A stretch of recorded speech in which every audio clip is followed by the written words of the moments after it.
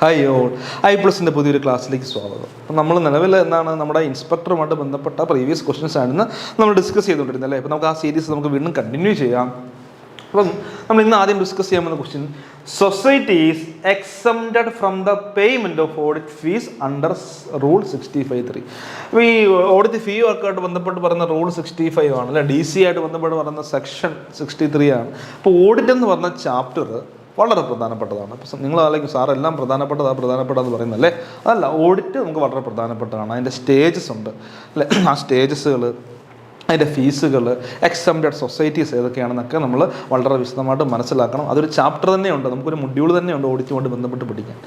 നമുക്ക് നോക്കിയാലോ, societies exempted from the payment of audit fees under rule 65(3), rule 65 sub rule 3 പ്രകാരം ഈ താഴെ പറയുന്നതിൽ ഏതൊക്കെയാണ് പേയ്മെൻറ്റ് ഓഫ് ഓഡിറ്റ് ഫീ, അതായത് പണം ഓഡിറ്റ് ഫീ അടയ്ക്കേണ്ടാത്തതെന്ന് നോക്കാം. അപ്പം നോക്കിയേ, എന്താണ് ഓപ്ഷൻ എ നോക്കാം. Societies of which majority or all members R scheduled caste or scheduled. അപ്പോൾ SC/ST സൊസൈറ്റീസ് എന്ന് പറയാം അല്ലെ. എല്ലാ മെമ്പർമാരും അല്ലെങ്കിൽ ഉള്ളതിൽ മജോറിറ്റി വരുന്ന എന്താണ് ഭൂരിഭാഗം മെമ്പർമാർ SC/ST എന്താണ് SC/ST ആണെങ്കിൽ നമുക്ക് അതിനെന്താണ് SC/ST സൊസൈറ്റീസ് എന്ന് പറയാം അല്ലേ.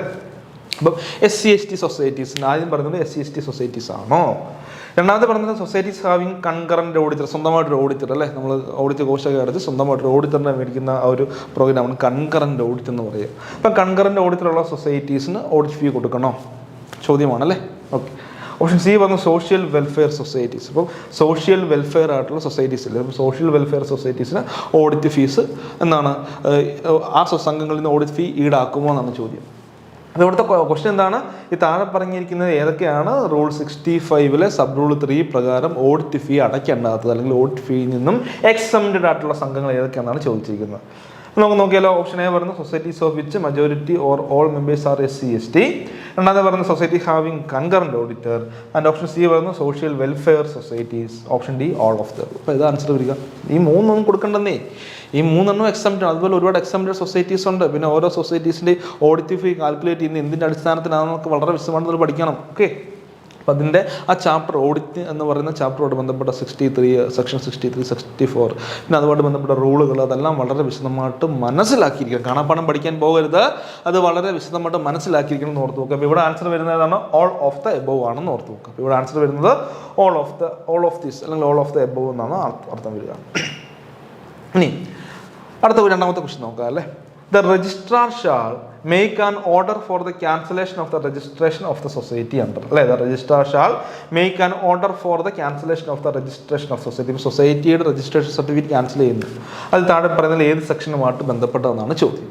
സെക്ഷൻ ഓപ്ഷൻ എ പറയുന്നു സെക്ഷൻ 73, ഓപ്ഷൻ ബി പറയുന്നു സെക്ഷൻ 74, ഓപ്ഷൻ സിയിൽ പറയുന്നു സെക്ഷൻ 72 ആൻഡ് ഓപ്ഷൻ ഡിയിൽ പറയുന്നു സെക്ഷൻ 75 അല്ലേ.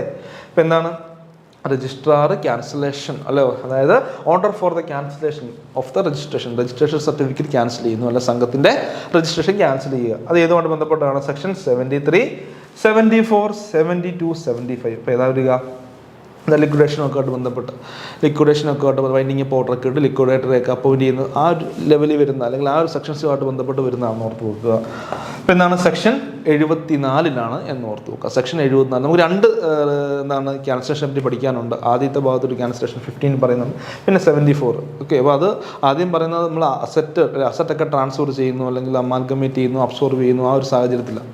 ഓക്കെ, അമാൽഗമേഷൻ ഡിവിഷൻ തുടങ്ങിയ സാഹചര്യത്തിലെയാണ് ആദ്യത്തെ ആ ഒരു രജിസ്ട്രേഷൻ സർട്ടിഫിക്കറ്റ് ക്യാൻസൽ ചെയ്യുന്ന സാഹചര്യം. എന്താണ് സെക്ഷൻ 15 ഇത് ലിക്വിഡേഷനുമായിട്ട് ബന്ധപ്പെട്ട് സംഘം ലിക്വിഡേറ്റ് ചെയ്ത് വരുന്നത് ഏതാണ് സെക്ഷൻ 74 കേട്ടോ. The registrar shall make an order for the cancellation of the registration of the society under section 74 എന്ന് ഓർത്ത് വെക്കുക.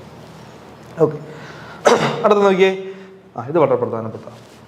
The government have the right to nominate not more than dash person to the committee of an apex or central society. ഇപ്പോൾ committee അല്ലേ, board of management അല്ലെ, board of directors എന്നൊക്കെ committee വളരെ പ്രധാനപ്പെട്ടതാണ്.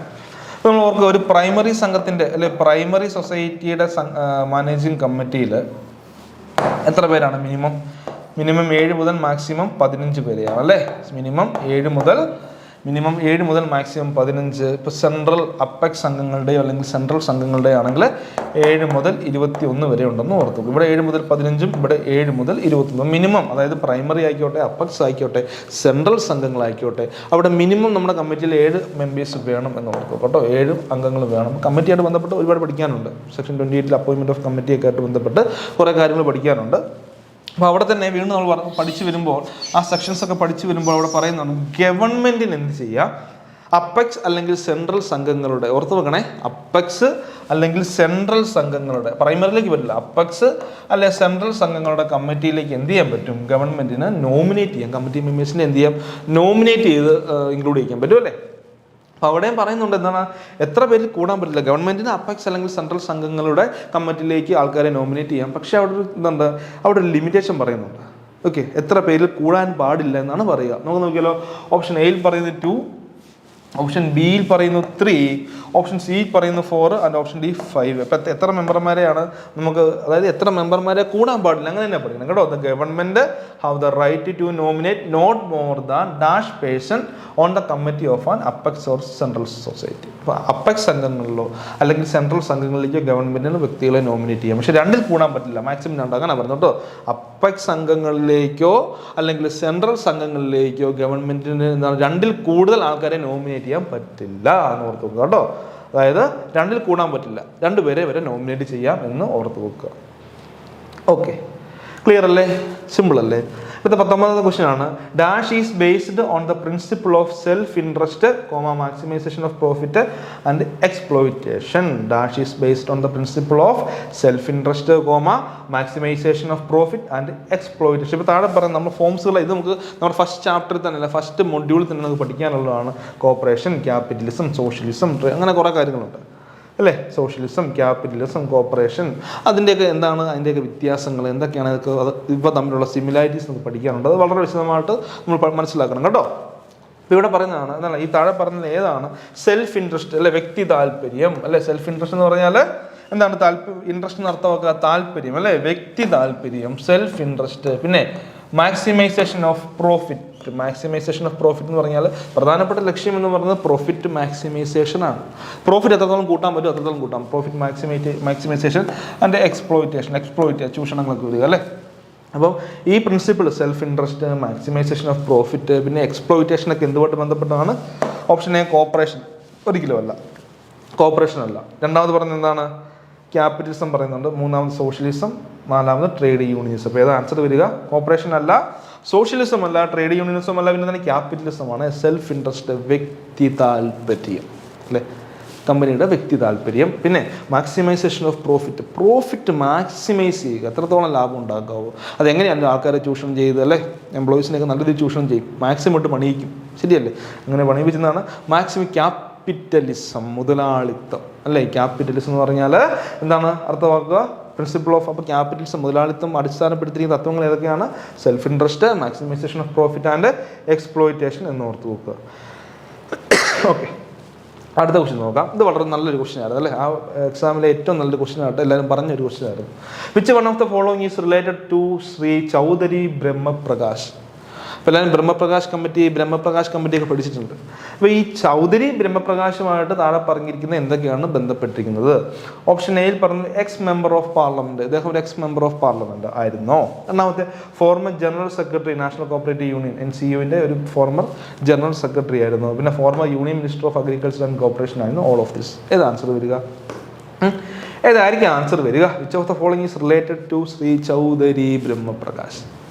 എന്താണ് ആൻസർ? All of this. ഇദ്ദേഹം എന്താണ് പാർലമെൻറ്റിലെ X member ആയിരുന്നു. പിന്നെ NCUവിൻ്റെ ഫോർമർ ജനറൽ സെക്രട്ടറി ആയിരുന്നു. പിന്നെ former union minister of agriculture and cooperation ഇദ്ദേഹമായിരുന്നു. പിന്നെ ആൻസർ വരിക ഓൾ ഓഫ് ദ എബോവ് ആണ്. അപ്പോൾ ഇദ്ദേഹത്തെ പറ്റിയുള്ള പഠനം നമുക്ക് വളരെ വിശദമായിട്ട് മനസ്സിലാക്കിയിരിക്കുന്നു ചൗധരി ബ്രഹ്മപ്രകാശിനെ പറ്റി. ഓക്കെ, അപ്പോൾ എന്താണ് ഇന്നത്തെ നമ്മുടെ ഈ ക്ലാസ്സിൽ നമ്മൾ വളരെ വിശദമായിട്ട് 5 ക്വസ്റ്റ്യൻസ് ഡിസ്കസ് ചെയ്തു. വളരെ പ്രധാനപ്പെട്ട ക്വസ്റ്റ്യൻസാണ് ഡിസ്കസ് ചെയ്തത് അല്ലേ. എല്ലാ ക്വസ്റ്റ്യനും പ്രോപ്പറായിട്ട് ഡിസ്കസ് ചെയ്തു. സിമ്പിൾ അല്ലേ, സിമ്പിൾ ക്വസ്റ്റ്യൻസ് ആണ്. ഒന്ന് മനസ്സിരുത്തി എഴുതുകയാണെങ്കിൽ വളരെ സിമ്പിളായിട്ട് നമുക്ക് എക്സാം ക്വാളിഫൈ ചെയ്യാവുന്നേ ഉള്ളായിരുന്നു. നമ്മുടെ ഇനി വരുന്ന എക്സാമിന് നമുക്ക് ഇതുപോലെ തന്നെ ചിട്ടയോടെ പഠിച്ച് എക്സാം നമുക്ക് ക്വാളിഫൈ ചെയ്യണം. ഓക്കെ, നമുക്ക് എന്ത് ചെയ്യാം, അടുത്ത ക്ലാസ്സിൽ പുതിയ 5 ക്വസ്റ്റ്യനോട്ട് കാണാം. Okay, thank you.